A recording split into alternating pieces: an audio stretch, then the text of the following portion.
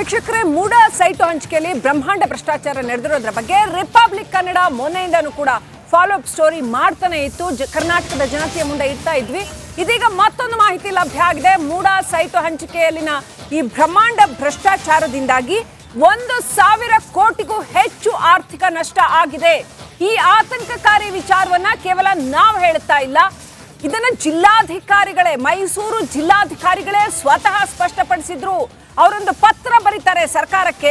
Doctor KV Rajendra 2023ರಲ್ಲಿ ಒಂದು ಪತ್ರವನ್ನ ಬರೀತಾರೆ. ಈ ಮೂಡಾದಲ್ಲಿ ಏನೆಲ್ಲ ಅಕ್ರಮಗಳಾಗಿದೆ ಅಂತ 8 ತಿಂಗಳ ಹಿಂದೆಯೇ ನಗರಾಭಿವೃದ್ಧಿ ಇಲಾಖೆಗೆ ಪತ್ರ ಬರೆದ್ರು.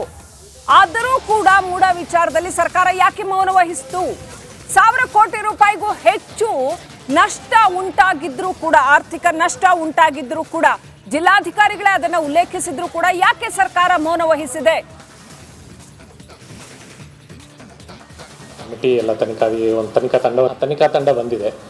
ಹಿರಿಯ IAS ಅಧಿಕಾರಿ Venkatachalapathi sir, who is commissioner for urban development authorities and town planning, ಅವರ ಅಧ್ಯಕ್ಷತೆಯಲ್ಲಿ ಟೆಕ್ನಿಕಲ್ ಕಮಿಟಿ ಎಲ್ಲ ತನಿಖಾ ತಂಡ ಒಂದು ಸರ್ಕಾರ ನೇಮಿಸಿದೆ.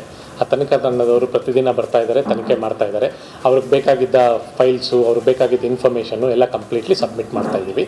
ಸೊ ಅವರು ತನಿಖೆ ಮಾಡ್ತಾ ಇದ್ದಾರೆ, ತುಂಬ ಫಾಸ್ಟಾಗಿ ತನಿಖೆ ಮಾಡ್ತಾ ಇದ್ದಾರೆ. ಏನೇನು ವಿಚಾರ ಕೇಳ್ತಾರೆ ಸರ್? ಏನೇನು ಅವ್ರ ಫೈಲ್ಸ್ ಎಲ್ಲ ಏನೇನಾಗಿದೆ ಫೈಲ್ಸ್ ಕೇಳ್ತಾರೆ. ಅವರು ಕೇಳಿದ್ದೆಲ್ಲ ಕೊಡ್ತಾ ಇದ್ದೀವಿ. ಅವ್ರು ಸಂಪೂರ್ಣವಾಗಿ ಇಲ್ಲಿ ಏನೇನು ಆಗಿದೆ ಎಲ್ಲ ಫೈಲ್ಸ್ದು ಕೇಳ್ತಾ ಇದ್ದಾರೆ.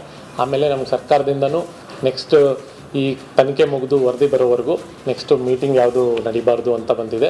ಬೇರೆ ಫೈಲ್ಸ್ ಯಾವುದೂ ಮೂವ್ಮೆಂಟ್ ಆಗಬಾರ್ದು, ಈ ಅಲೋಕೇಶನ್ಸ್ಗೆ ಇದಕ್ಕೆ ರಿಲೇಟೆಡ್ ಅಂತಲೂ ಕ್ಲಿಯರ್ ಡೈರೆಕ್ಷನ್ಸ್ ಬಂದಿದೆ.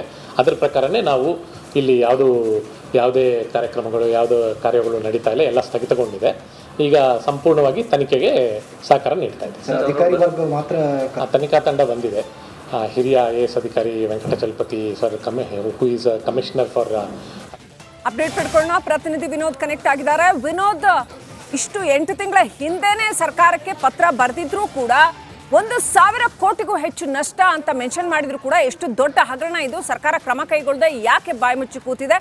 ಈ ವಿಚಾರದಲ್ಲಿ ಯಾವುದೇ ರೀತಿಯ ತನಿಖೆ ನಡೆದಿದೆಯಾ ಇಲ್ವಾ? ಏನಿದೆ ಅಪ್ಡೇಟ್?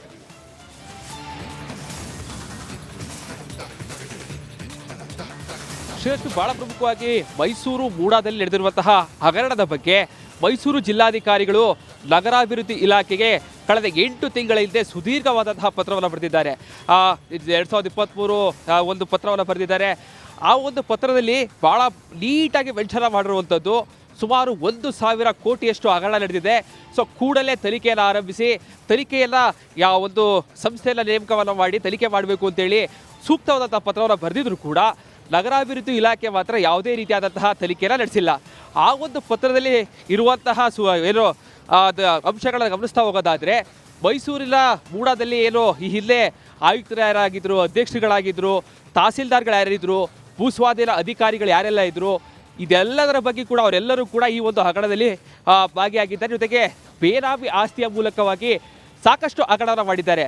ಜಿಲ್ಲಾಧಿಕಾರಿಗಳೇ ಕೋಟ್ ಮಾಡಿರೋ ಪ್ರಕಾರವಾಗಿ ಸುಮಾರು 1,000 ಕೋಟಿ ಹಗರಣ ನಡೆದಿದೆ ಅನ್ನೋದಾದರೆ, ಸುಮಾರು 5 ರಿಂದ 10 ವರ್ಷಗಳ ತನಿಖೆ ನಡೆಸ್ತಾ ಹೋಗೋದಾದರೆ ಸುಮಾರು ಅಂದಾಜು 4,000 ರಿಂದ 5,000 ಕೋಟಿಯಷ್ಟು ಹಗರಣ ನಡೆದಿರುವುದು ಮೇಲ್ನೋಟಕ್ಕೆ ಕಂಡು ಬರ್ತಾ ಇದೆ. ಜಿಲ್ಲಾಧಿಕಾರಿಗಳು ಕೋಟ್ ಮಾಡಿರೋ ಪ್ರಕಾರವಾಗಿಯೇ ತನಿಖೆ ಯಾಕೆ ನಡೆಸ್ತಾ ಇಲ್ಲ ಅನ್ನೋದೀಗ ಸಾಕಷ್ಟು ಯಕ್ಷ ಪ್ರಶ್ನೆ ಕಾಣ್ತಾ ಇರುವಂಥದ್ದು. Srilakshmi, thank you Vinod ಡೀಟೇಲ್ಸ್ಗಾಗಿ.